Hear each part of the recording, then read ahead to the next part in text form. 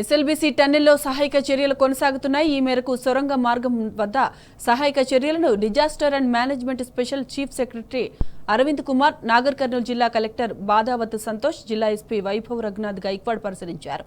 Rescue టీంలకు పలు సలహాలు, సూచనలు చేశారు.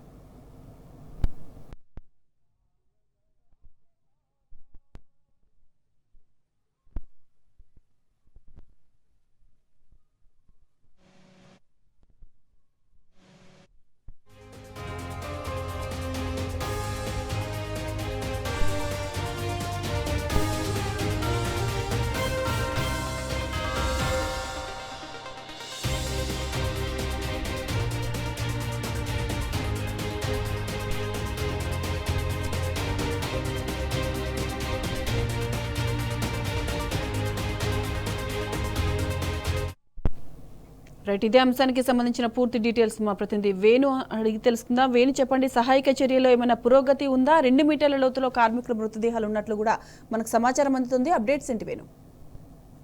సాయిమాధవి, అండర్ టన్నెల్లో జరుగుతున్నటువంటి సహాయక చర్యలను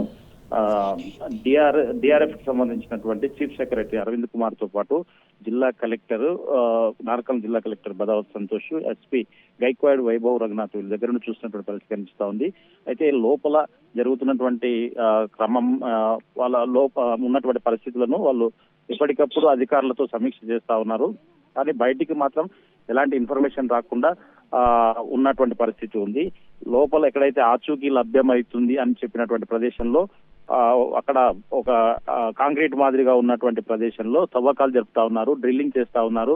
గుణపాలతో తవ్వితే అక్కడ లోపల వాటర్ ఉబ్బికి వస్తుందని చెప్తున్నారు. ఆ వచ్చినటువంటి వాటర్ను బయటికి తొలగిస్తూ ఆ శిథిలాలు ఏవైతే ఉన్నాయో అవి బయటికి పంపించే ప్రయత్నం చేస్తా ఉన్నారు.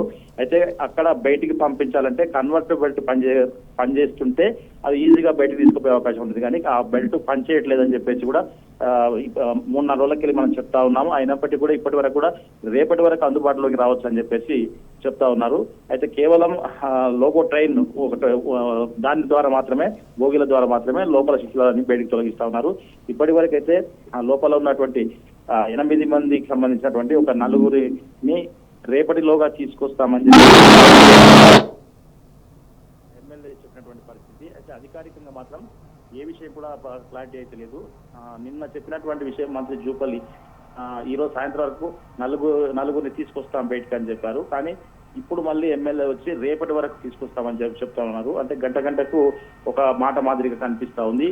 అధికారులు మాత్రం దీనిపైన శేఖరాచారి, సీఎం రేవంత్ కూడా వెళ్తున్నట్లు సమాచారం. ఏ టైంకి వెళ్ళొచ్చు అంటారు?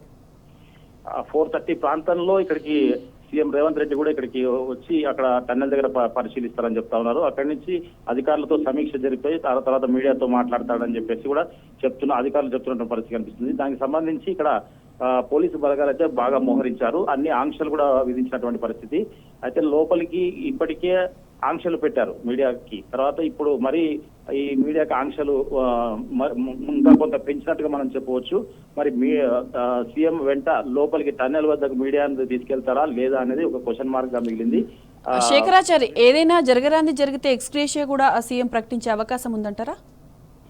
ఇప్పుడు అంటే సీఎం రావడంతోనే అందరూ కూడా ఎక్స్పెక్ట్ చేస్తున్నది ఏంటంటే ఎక్స్గ్రేషియా ప్రకటించడానికే వస్తున్నట్టుగా చెప్తా ఉన్నారు. మరి ఎక్స్గ్రేషియా ప్రకటిస్తారా? దానికన్నా ముందు ఎక్స్గ్రేషియా ప్రకటించాలంటే ఆ బాధితుల పరిస్థితి ఏంటి అనేది డిక్లేర్ చేయాలి. అంటే లోపల చిక్కుకున్న వాళ్ళ పరిస్థితి ఏంటనేది ఫస్ట్ ముందుగా డిక్లేర్ చేయాల్సింది. అది ఇప్పటి వరకు అధికారికంగా ఎవరు కూడా డిక్లేర్ చేయలేదు. అనధికారికంగా అయితే అందరికి తెలిసిన విషయం ఏంటంటే వాళ్ళు ఇక లేరు అన్న విషయం అయితే ప్రతి ఒక్కరు చెప్తున్నటువంటి విషయమే. కానీ అధికారికంగా డిక్లేర్ చేసిన తర్వాతనే ఎక్స్గ్రేషియా అనేది ప్రకటించాల్సి ఉంటుంది. మరి అక్కడ అధికారులతో సమీక్ష జరిపిన తర్వాత మరి ఎక్స్గ్రేషియా ప్రకటిస్తారా? తర్వాత ఎప్పటి లోపల వీళ్ళను లోపల చిక్కుకున్న వారిని వాళ్ళని ఎప్పుడు బయటకు తీసుకొస్తారనే విషయం చెప్తారా? తర్వాత అధికారులతో సమీక్ష చేసిన తర్వాత మీడియాతో మాట్లాడినప్పుడు ఒక క్లారిటీ వచ్చే అవకాశం ఉంది. సాయిమాధవి, ఎలాంటి వాతావరణం ఉంది శేఖరాచారి అక్కడ ఎస్ఎల్బీసీ దగ్గర? టెన్షన్ వాతావరణం ఉంది? ఎలాంటి వాతావరణం ఉంది ఎస్ఎల్బీసీ వద్ద? ఇప్పుడైతే ప్రస్తుతము ఈ సీఎం వస్తున్నాడన్న హడావిడి కనిపిస్తా ఉంది. ఎస్ఎల్బీసీ లోపలికి అంటే ఇప్పుడు ఉదయం నుంచి కూడా మీడియాను కానీ ఎవరిని కూడా అనుమతించలేదు.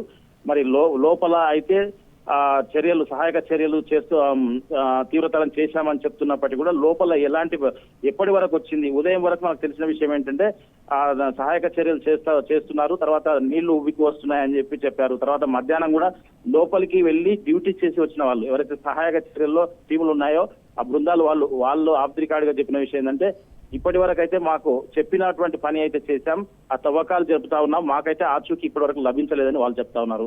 ఒక ఎమ్మెల్యే వచ్చి మాత్రము రేపటి వరకు తీసుకొస్తామని చెప్తా ఉన్నారు. అయితే అంత పొంతలు లేనికుండా ఉంది అక్కడ పరిస్థితి. అయితే అసలు ఇప్పటి వరకు కొంత స్మెల్ వచ్చినట్టుగా ఉంది, కానీ మాకైతే ఐడెంటిఫై అంటే అదే ఛాయాచిత్రాలు వచ్చినాయో అక్కడ తవ్వకాలు చెప్తే ఇప్పటి వరకు అయితే ఐడెంటిఫై అయితే కాలేదని వాళ్ళు చెప్తా ఉన్నారు.